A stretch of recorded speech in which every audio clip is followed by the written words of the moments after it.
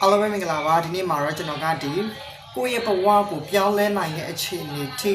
ရအောင်တဲ့လိုက်နာတဲ့အချက်10ချက်ကိုဒီနေ့ကျွန်တော် share ပေးမှာဖြစ်ပါတယ်ကိုယ့်ရဲ့ဘဝကို positive နဲ့ပဲရှင်းတန်းခြင်းနဲ့ positive နဲ့ပဲပြန်ပြီးတော့ဆက်လျှောက်ခြင်းနဲ့ဆိုလို့ရှိရင်တော့ဒီအချက်10ချက်ကိုလိုက်နာမှာဖြစ်ပါတယ်ကျွန်တော်ကိုယ်တိုင်ကလည်းဒီစာဖတ်ပြီးမှပြန်ပြီးတော့ share လုပ်ပေးတာမို့လို့အခုဗီဒီယိုကြည့်နေတဲ့သူတွေလည်းပဲကို knowledge လိုချင်တယ်ဆိုလို့ရှိရင်တော့ဗီဒီယိုကိုဆုံးထိကြည့်ပေးဖို့အရင်ဆုံးတိုက်တွန်းချင်ပါတယ်Okay, so ပထမဆုံးတစ်ချက်ကပါလဲဆိုတော့ကိုဆင်ကျင်ပေးတဲ့အကျင့်ကိုပြင်ဆင်ရမှာဖြစ်ပါတယ်။ကိုကတခုခုလောက်တော့မယ်တခုခုလောက်လိုက်မိလို့ဆင်ကျင်ပေးတာမျိုးတွေဘယ်တော့မှထပ်ပြီးတော့မလုပ်ပါနဲ့။ပထမဆုံးတစ်ချက်ကပါလဲဆိုတော့ကိုဆင်ကျင်ပေးတဲ့အကျင့်ကိုပထမဆုံးတစ်ချက်ပြင်ရမှာဖြစ်ပါတယ်။ Okay, so နောက်ဒုတိယတစ်ချက်ကကြတော့တချို့သောသူတွေအများစုကြုံနေရတဲ့အရာပဲဖြစ်တယ်ပေါ့နော်ဆိုတော့ဒီအရာကပါလဲဆိုတော့အထီးကျန်မှုပဲပေါ့နော်ဆိုတော့ဒီအထီးကျန်မှုကိုအပြစ်မတင်ပါနဲ့ဘာဖြစ်လို့လဲဆိုတော့ကိုတိုင်လည်းအမြဲအထီးကျန်မှုတွေပေါ့နော်ဆိုတော့ရေးစားတချို့သောတွေကတော့ရေးစားမရှိလို့အထီးကျန်တယ်ပေါ့နော်တချို့တွေကမိဘမရှိလို့အထီးကျန်တယ်ဆိုတော့အထီးကျန်မှုကိုအပြစ်မတင်ပါနဲ့ကိုယ့်ရဲ့အထီးကျန်နေတဲ့အရာလေးကိုပဲဆက်ပြီးတော့ကိုယ့်ရဲ့အောင်မြင်မှုကိုဆက်ပြီးတော့ရှောက်နှမ်းပါပေါ့နော်ကိုအထီးကျန်ပေမဲ့လည်းကိုတိုင်ကိုအားကိုတက်ဖို့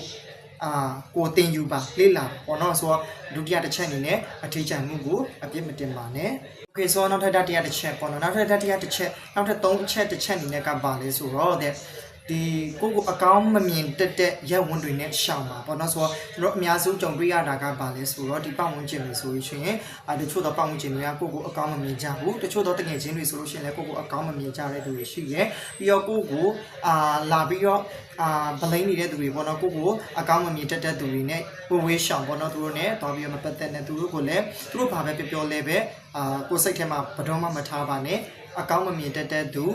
ဒီဘယ်လိုကောမလဲအကောင်းမြင်စိတ်မရှိတတ်တဲ့သူတွေ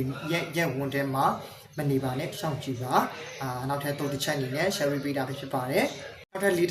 းအချက်ပေါ့နော်ဆိုတော့နောက်ထပ်လေးတစ်ချက်ကပါလဲဆိုတော့ကိုဝါသနာပါတဲ့အရာကိုကျွမ်းကျင်တဲ့အထိသင်ယူပါတဲ့ပေါ့နော်ဆိုတော့ဒီအရာကလည်းပဲမှန်ကန်တယ်ပေါ့နော်ဘာဖြစ်လို့လဲဆိုတော့တကယ်လို့ကိုကဘောလုံးကစားတာဝါသနာပါတယ်ဆိုလို့ရှိရင်ဘောလုံးကိုနေ့တိုင်းလေ့ကျင့်နေတယ်အရာတစ်ခုတည်းကိုပဲလေ့ကျင့်နေမယ်ဆိုလို့ရှိရင်မအောင်မြင်ဘူးဆိုတာမဖြစ်နိုင်ဘူးပေါ့နော်ဆိုတော့ကိုဒီတက်နိုင်တကယ်လို့ဖြစ်နိုင်မယ်ဆိုလို့ရှိရင်ပေါ့နော်ကိုဝါသနာပါတဲ့အရာတစ်ခုကိုအဲ့ဒီအရာတစ်ခုနဲ့ပဲစက်တိုင်းလုပ်နေဖို့တိုက်တွန်းချင်ပါတယ်နောက်ထပ်5တစ်ချက်ကပါလဲဆိုတော့ကိုသတ်မှတ်ထားတဲ့ရီမန်ချန်ပန်းတိုင်တစ်ခုကိုရအောင်ဆက်သွားပါအဲ့ဒီ land တစ်ဝက်မှာဘလောက်ပဲအခက်အခဲတွေကြုံခဲ့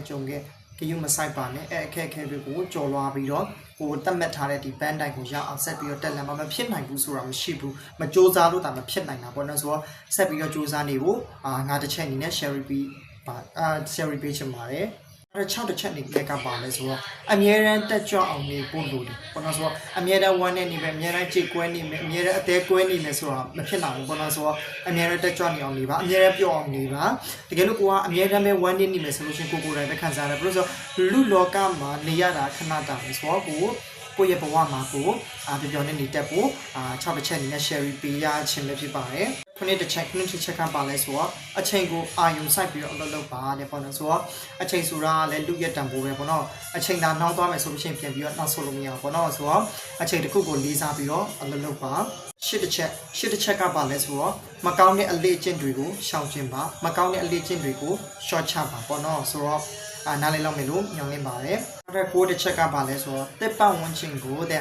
တန်ဖိုးရှိအောင်ဖန်တီးပါတဲ့ပေါ့နော်ဆိုတော့ကိုယ့်ရဲ့ပတ်ဝန်းကျင်မှာအမိုက်တွေရှိလားကိုယ့်ရဲ့ပတ်ဝန်းကျင်မှာအပင်တွေမရှိဘူးလားဒါတွေကိုစူးစမ်းပြီးတော့ကိုတက်နိုင်တဲ့ဘက်ကနေကိုပြုလုပ်ပေးရမှာပဲဖြစ်ပါတယ်နောက်ဆုံး10ချက်တစ်ချက်အနေနဲ့ကပါလဲဆိုတော့အရေးကြီးဆုံးပဲပေါ့နော်ဒီတစ်ချက်ကပါလဲဆိုတော့လဲကျသွားလဲပဲဘယ်တော့မှလဲကျတဲ့အတိုင်းမနေပါနဲ့ပြန်ထပါပေါ့နော်ဆိုတော့လဲကျတဲ့အချိန်တိုင်းပြန်ထနိုင်အောင်ကြိုးစားပါဘာလို့ဆိုတော့ကိုလဲကျနေတိုင်းလည်းပဲအမြဲတမ်းလဲကျနေမယ်ဆိုလို့ရှိရင်ဘယ်တော့မှအမြင်မှုကိုရောက်မှာမဟုတ်ပါဘူးเนาะဆယ်ကလဲကျလည်းပဲဆယ်ကပြန်ထဘာလို့ဆိုတော့လဲကျတဲ့အခါတိုင်းပြန်ထဖို့နောက်ဆုံးတစ်ချက်အနေနဲ့ share ပေးရခြင်းဖြစ်ပါတယ်ဆိုတော့ဒီ10ချက်ကကိုယ့်ရဲ့ဘဝကို positive အနေနဲ့ရှောင်လန်းဖို့ တင်တော်တဲ့ဒီ access ချက်ပဲဖြစ်ပါတယ်ဆိုတော့ video ကိုအဆုံးထိကြည့်ပေးတဲ့သူတွေအားလုံးကိုကျေးဇူးတင်တယ်အခု video ကြည့်နေတဲ့သူလည်းပဲ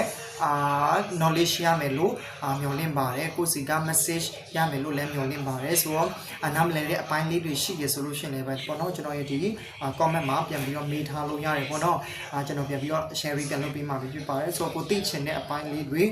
ရှိရဆိုလို့ရှိရင်လည်း comment မှာရေးထားလို့ရပါတယ်တခြားသောအင်္ဂလိပ်စလုံးလေးတွေကိုလည်းကျွန်တော် share လုပ်ပေးတာမို့လို့ကျွန်တော်မေးလို့ရပါတယ်ပြီးတော့ကျွန်တော်ရဲ့